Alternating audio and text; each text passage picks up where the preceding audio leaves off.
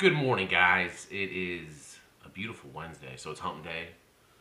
We're at the very top of the week, and we're heading back down towards the weekend. So it is early in the morning. Once again, as a father, the best thing you can do is take advantage of the free time you got. And generally, my free time is between 5:45 and 7 a.m. while my kids are slowly getting ready for the workday. So I thought I'd pull up Drudge, Twitter, and take a look at what's happening right now, give you my thoughts. Also wanted to talk to you about the website, thegreatsilentmajority.com, and encourage you to head over to the website, take a look where you can actually upload or record from your own webcam or cell phone your own video.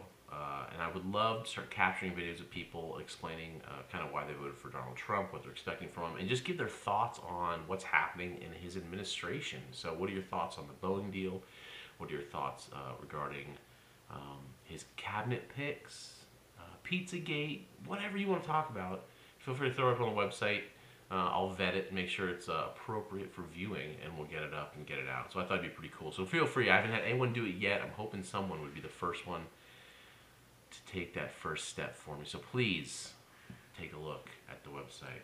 But the big news today, which is it's gonna make the left just absolutely pull their hair out, is that Donald Trump was voted man's time of the year, which is fantastic.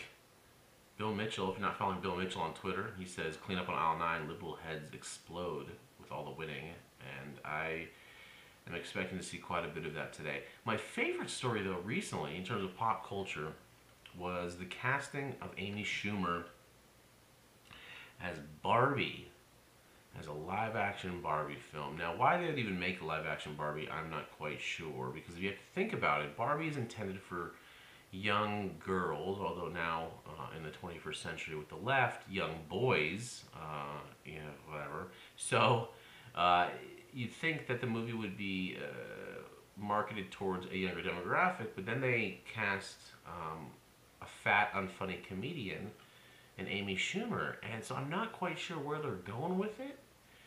She's of course trying to, speak back against those, just basically calling out those that have kind of slammed her. The reason why I slam Amy Schumer is it's not because of her size. I honestly don't care about her size really so much as the fact that she's just not funny.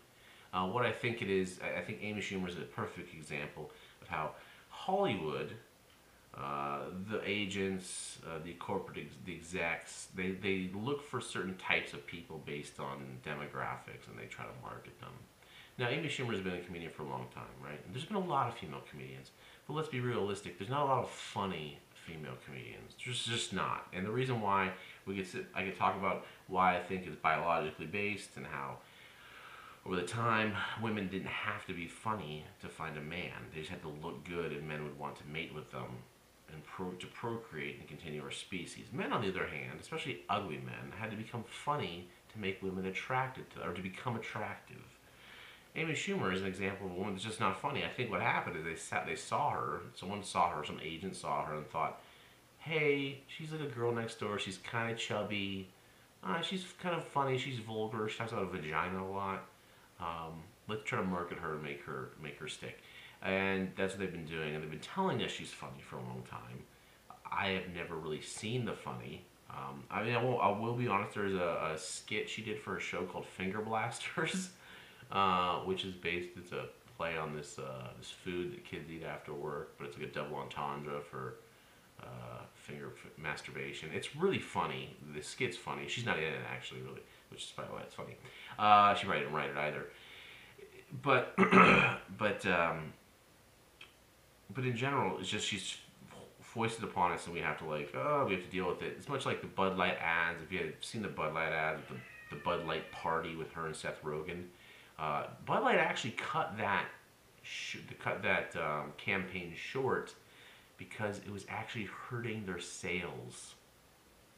Yeah, if you remember those commercials, they'd sit around and talk about the gender pay gap and how women would pay more for beer and all this crap. It was total liberal PC bullshit. But of course, Amy Schumer and Seth Rogen, who is also not very funny, were in it. But she's upset. She's of course coming back, and she came back. This is it, guys. On Tuesday, she posted a picture of herself in a swimsuit on Instagram, and she knows because she had a zero shame in her game. Oh my god, it's pathetic. Anyway, Amy Schumer's Barbie. If you didn't think the world was, I mean, if you thought Donald Trump, you thought you woke up one day and they said Donald Trump president, and you're like, that's crazy. We live in a weird, strange world. I think Amy Schumer playing Barbie is even more strange than that. But one thing I've also noticed on Twitter is that liberals can't handle facts. If you present them facts, they end up blocking you because they get frustrated with the fact that you just keep destroying their logic, because that's not logic at all. And then they just end up blocking you. I'm actually really disappointed because I've had some really good debates, and then all of a sudden I realize that I don't see any tweets from the person anymore. It's because they blocked me. But no, Trump's time of the year. The big thing was Boeing and the fact that he's questioning whether or not they should spend $4 billion, which I don't think is a bad thing. I would love for someone to tell me why it's bad, just to simply question how things are done in Washington, because they've been going oh so well. So Trump shows up, starts questioning the status quo, and people freak out. You also then have the Glenn Beck lookalike in Texas, claiming he's an elector, he's not going to be voting for Trump, even though he's technically not supposed to, but I mean, that's usually, he's going with the will of the people, he'd go with Trump, but he's looking at Kasich, that genius. Other than that, there's not a whole lot going on. Time of the year is the big story. Pakistani plane is missing with 45 aboard. That's unfortunate. Hopefully, Pakistan, they lost contact shortly after takeoff.